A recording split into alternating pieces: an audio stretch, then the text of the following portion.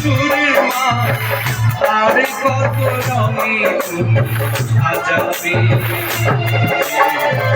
আর কত দিন কাটাবে ভগবান, আর কত দিন কাটাবে। ও গো ভগবান,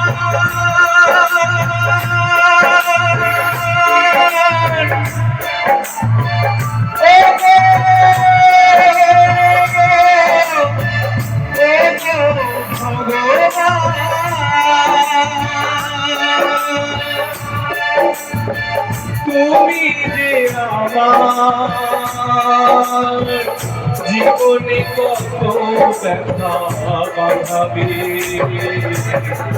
আর কত দিন কাটাবে ভগবান, আর কত দিন কাটাবে ভগবান,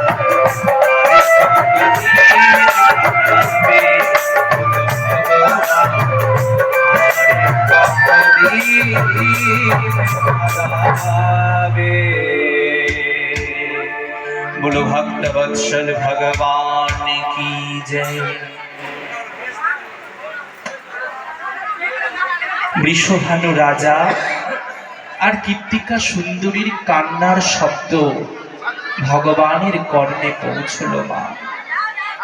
আর ভগবানের কর্ণে যখন পৌঁছলো, ভগবান রাত্রিবেলা করে কীর্তিকা সুন্দরীকে স্বপ্নাদেশ দিলেন, বললেন শোনো কীর্তিকা শোনো, প্রভাতে তুমি সরোবরে যাবে স্নান করতে, তোমার সম্মুখে ভেসে আসবে এক পদ্ম, সেই পদ্ম তুমি আঁচলে বেঁধে নিয়ে এসো, সেই পদ্মের মধ্যে স্বর্ণ কীট রূপে 10 মাস 10 দিন পরে তোমার সন্তানের জন্ম হবে, তার নাম রেখো শ্রীমতী রাধারানী। আজকে সেই বৃষভানু রাজার পত্নী কীর্তিকা সুন্দরী প্রভাতে সরোবরে গেল স্নান করতে, আর সেই সরোবরে স্নান করতে গিয়ে এক পদ্ম ভেসে এলো তার সম্মুখে, সঙ্গে সঙ্গে সেই পদ্মটিকে আঁচলে বেঁধে নিয়ে আর গৃহমন্দিরে এসে রেখে দিল মা। 1 মাস 2 মাস 10 মাস 10 মাস 10 দিন যখন পূর্ণ হলো, সেই পদ্মের ভেতরে স্বর্ণ কীট রূপে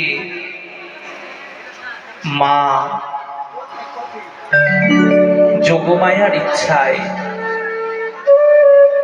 শ্রীমতী রাধারানী আবির্ভাব হলেন।